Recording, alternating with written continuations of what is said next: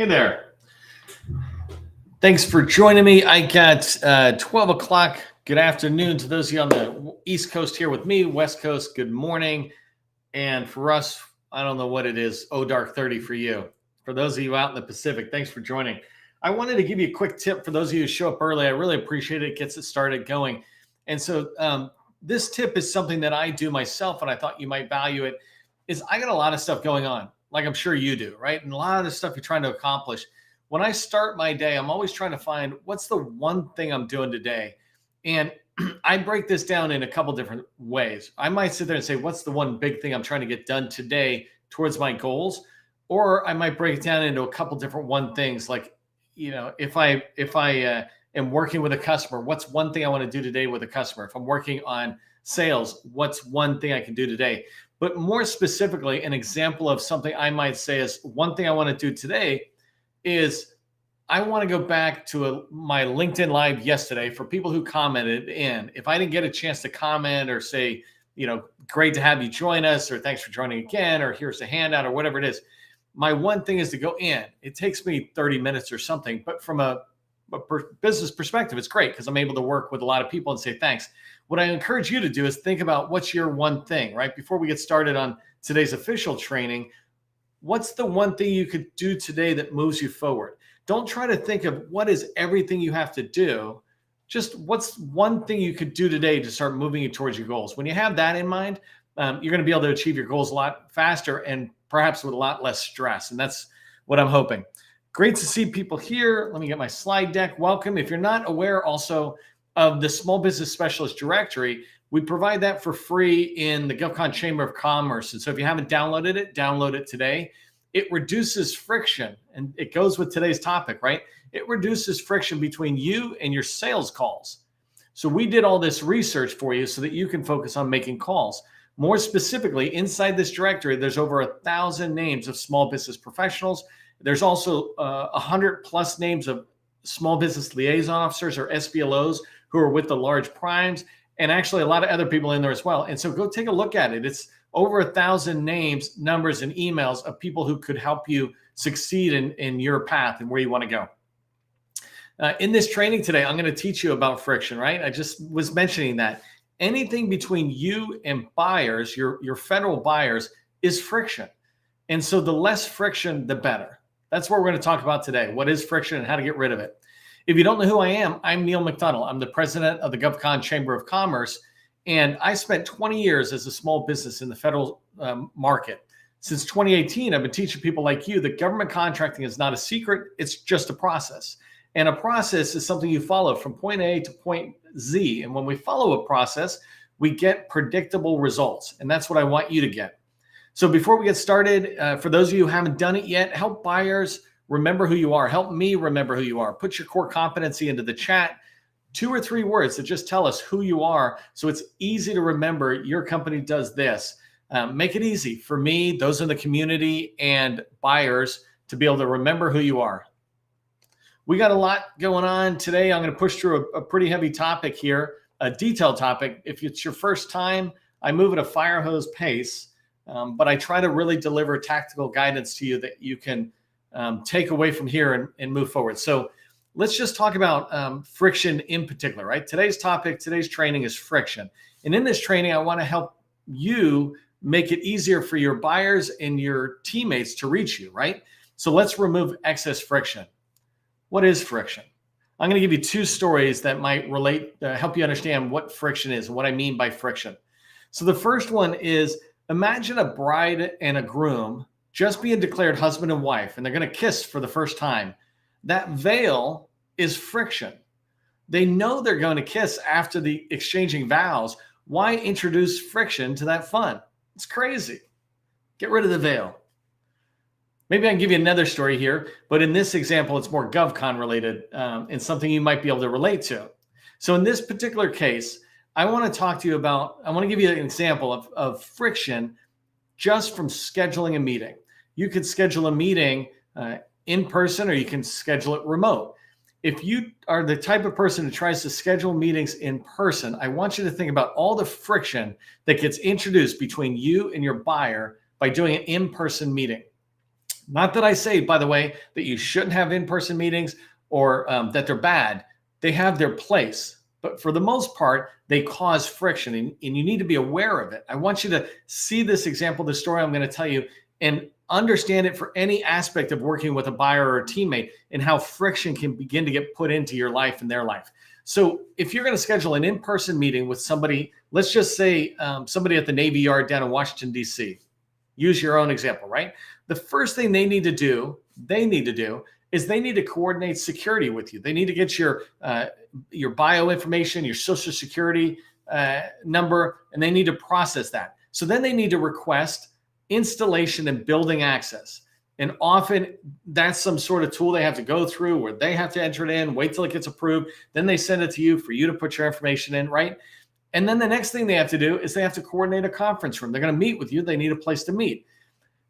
Finding a conference room doesn't always mean it's going to have a projector. And so they got to find a projector in case you want to present slides, things like that. I remember working at headquarters in Department of Homeland Security down in DC, and they had in headquarters, they had like 2 projectors, and we were all fighting for it until one day we just brought our own and said, we're going to have our own. So then there was 3, but there's friction just in trying to find the equipment you need to present to them. The next thing you might think about this scenario, right? You're going to meet with them in person. They have to meet you at the door. You can't just come in and walk straight to their office or to the conference room. They have to meet you at the door, but not just meet you at the door. They have to meet you 15 minutes early because your meeting's at 10. They got to get you in at 9:45 and walk. I remember at Department of Transportation in their headquarters building, when I would check in and the person would meet me, she and I would take 10 minutes to get back to where her office department location was within this major campus. So it's the same way. I've been at NIH where you get off the metro and you go through a gate and then you got this long walk. And so they have to meet you 15 minutes ahead of time just to be able to have the meeting on time. As they get you upstairs to where the meeting's going to be, they have to be polite. Everybody has to be polite. So they offer you coffee.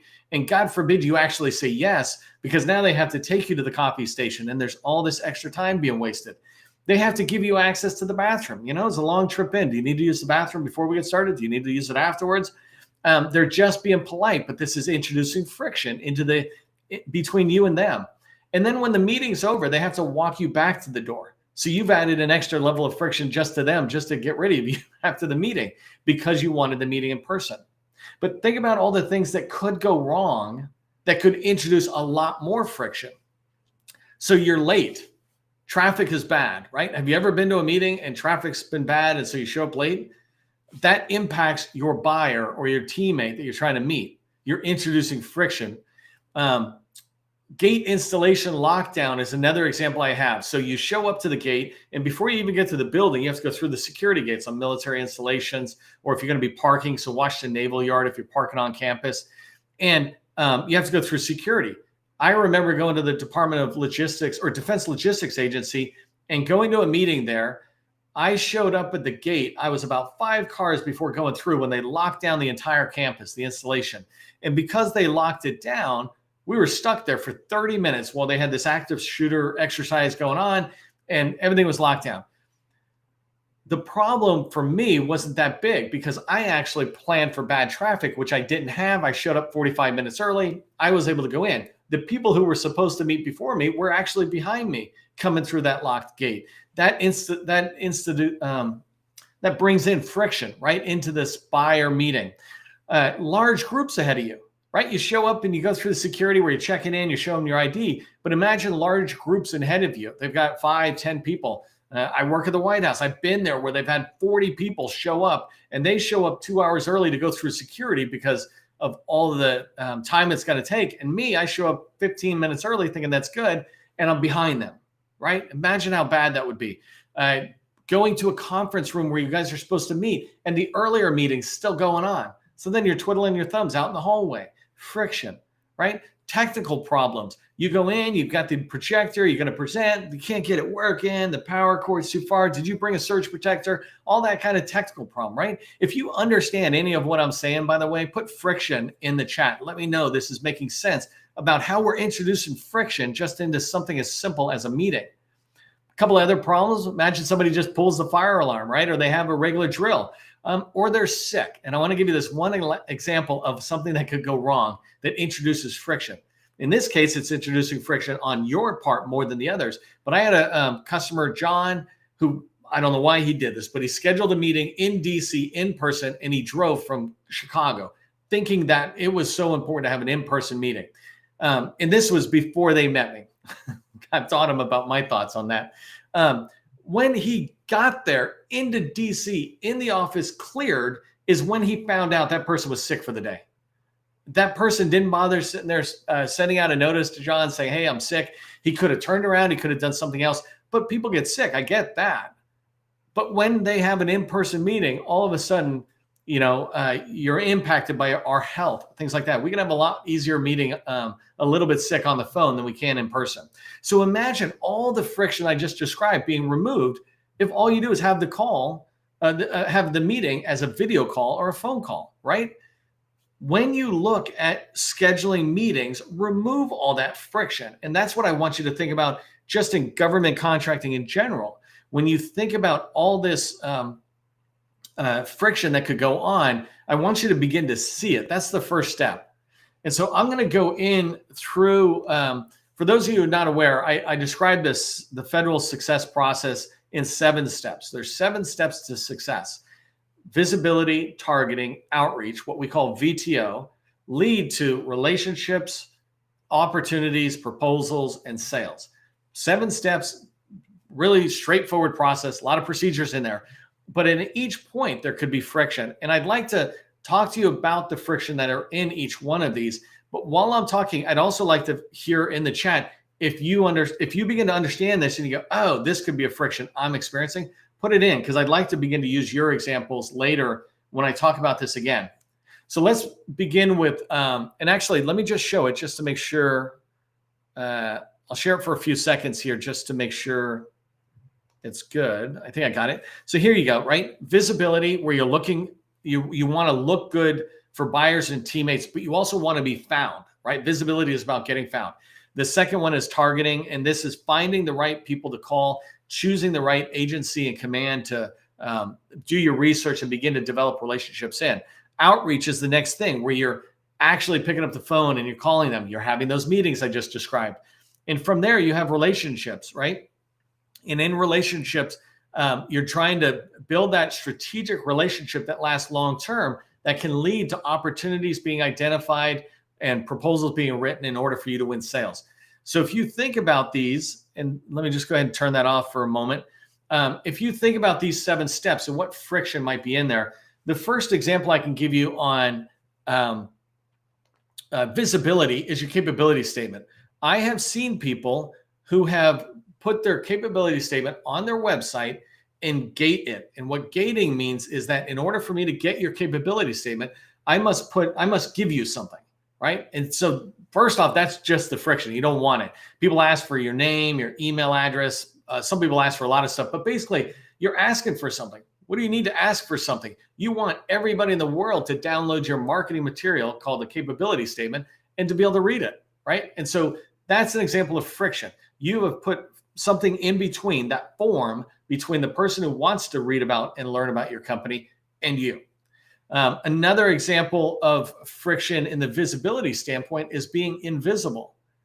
If you're invisible, you're introducing friction to the buyers who are trying to reach you, the teammates who are trying to reach you, right? By fixing these things, you aren't going to sit there and make them reach you or make them buy from you faster. But what you are going to do is get rid of friction, get rid of anything in between that doesn't need to be there so that they can find you. And so visibility, as an example of being invisible, is the dynamic small business search tool. I talk about this tool in almost every one of my trainings, certainly every one that's around marketing. The dynamic small business search tool is a combination, is part of your small business profile. So your SAM entry and DSBS, dynamic small business, those two make up your small business profile. When buyers do market research, they come to the DSBS tool and they look and they learn about you. They see your capability narrative. They find you through keywords. They're able to look at your experience that you've listed there. You're visible to them. But if you don't fill it out, first off, with just the right keywords, you won't even be found. If you don't put the right narratives in there, then they won't know that your company actually does what they want when they search for a particular keyword. And so they won't go down and see that you've got all this experience down below. If your experience is invisible because you haven't taken the time to fill out the past performance side of your DSBS profile, then when they look and they go, well, this company looks like they could be a fit for us, but they go to the past performance and you're invisible there because you have nothing there. And I'm talking specifically to the companies who actually have past performance, you just haven't put it in. Well, then what they think is that, well, this company is not doing this work and I'm looking for an experienced company, right? You're invisible to the buyer or the teammate. So one way you can address friction with invisibility is to make sure your DSBS profile is completely filled out. A second way you can reduce friction, invisibility, is make sure your capability statement is wherever people are looking, ungated, meaning no form, no information is needed to download it. I click on a button, I can download it. Okay, so that's visibility. Second one is targeting, right? Part of the friction that you introduce to between the buyer and you in targeting is about finding the right people, is when you don't have your core competency really narrowed down, saying this is what we do. You might begin to find people during your targeting effort, and you're trying to build a list of, let's say, 100 names of people to call. When you're building that list, if you're saying you do multiple things, the problem is you begin to create friction because you're reaching people, you're finding people who aren't actually a fit for you. And the friction that I'm saying that is there is that those people, I don't know how to do my fingers in this way, but those people who are not a good fit for you begin to intermingle with the ones that are. And so you're creating friction between you and these people down here who are good fit by putting these people here. If my little fingers make sense. Well, they're big fingers, but if I make sense with those, right? This idea of putting the wrong people into your targeting list prevents you from getting to the right people right away. So that's an example of friction within targeting. The next one is outreach. So you're going to be calling people. VTO, when you identify the right people in targeting, you want to call them and have meetings with them. And so I already described one example of friction in outreach where you request in-person meetings, right? That just introduces all sorts of friction. Another thing that introduces friction in the outreach activity is when between you and your buyer, so it's not always about what they're doing or something, is when you do too much research in that outreach activity, right? You do research to target and find the right people. But when you get to outreach, sometimes we do what I call constructive procrastination. You begin to try to do a lot of extra analysis, and we call it analysis paralysis, a lot of extra analysis to find out all these different pieces of information about somebody before you even pick up the phone. You're creating friction between you and the buyers because you do research on people who don't answer the phone. What you want to do in outreach is to schedule a meeting before you research that person. And I have a whole training on this that talks about what's the process for reaching out cold calling to somebody new. You never call them and say, can we talk? You call them and say, I'd like to schedule an intro call next week if that's convenient for you. The reason you do that is because then the only people you research are the ones who commit to meeting with you. And if they're going to commit to that, then you can commit to researching. But if you spend time researching everybody, you're putting friction between you and the ones who will schedule a meeting with you because you're researching people who won't schedule a meeting. If that makes sense, let me know in the chat that you're following with what I'm saying. Just put remove friction. So I'm hoping that makes sense, and I'm trying to use an example. And before I move on to the next phase, right, I showed you in the graphic that VTO is the first 3 steps of building a relationship. I want to look really quick in the chat to see, and yes, it's being recorded. I want to look in here to see if anybody's got other ideas of where you're seeing friction, right? Think about this for a second. And if you've got an answer, put it in chat. Don't feel like you have to. But in visibility or targeting or outreach, if you understand what those process steps are, what other friction might you be seeing there? And I'm just going to look to see if I've got any in here before I move on. Oh, that's funny. Somebody said the month of September is a point of friction. So it's interesting that that's a whole different conversation, Eric, but there's this idea that there's certain periods of the year that are not good. As a salesperson, I believe that we just shift our focus away from the contracting officers, let's say, and move it over to people. Like right now is we're in September, we're in the end of the fourth quarter, yet Navy Gold Coast is happening right now. And there's an Air Force conference later this month. So there's still lots of people to talk to. But the friction that you might be talking about is some people are just going to have friction shoved in. That what Eric is saying about friction in the month of September for contracting officers, in my mind specifically, that's a necessary friction. At some point, you can't really do a lot about they're just super busy, but there is friction to get rid of. So Russ, you're not really talking about how to build a remote meeting is friction, but because that's not the friction part, but you're just asking more about how to schedule the remote meeting. I do not have in-person meetings anymore. Like I'm going to start going to some events next year, but I know so many people that I've worked with for years and I've never met them. I've worked with government buyers when I was a small business owner. For 9 years in the VA, 90% of the people I worked with and who paid me, I never met them in person. And so it's doable. So part of the friction must be maybe your mindset to say, I can have remote meetings. People will enjoy it. Imagine that meeting I just described that has all the friction. Imagine this from the buyer's perspective. They would love to not have in-person meetings, right? If they like you, maybe they'll say, hey, come on in, Tony. We're friends. I like you. Let's come in. But if you're brand new to them, then generally they don't want to waste their time with all the friction either. They want to jump right to having a good meeting with you, but it doesn't need to have the in-person stuff. Okay, I'm going to keep going on the process. I'm going to come back down to the bottom of the chat. It's my first time ever looking at this. Queen of constructive procrastination. There you go. Okay, so as we come forward, the next step in the 7-step process is relationships. And I want to give you an example of what friction you might be putting in to your relationship with teammates or the buyers. And so I'll give you one example of friction that you might be putting into the relationship building with teammates. An example of friction is coming into a meeting with no agenda, no plan, no purpose, no questions, right? You're coming in and you're just winging it. Whether you or that person understand this, you've created friction for any kind of constructive progression based out of this meeting you're having.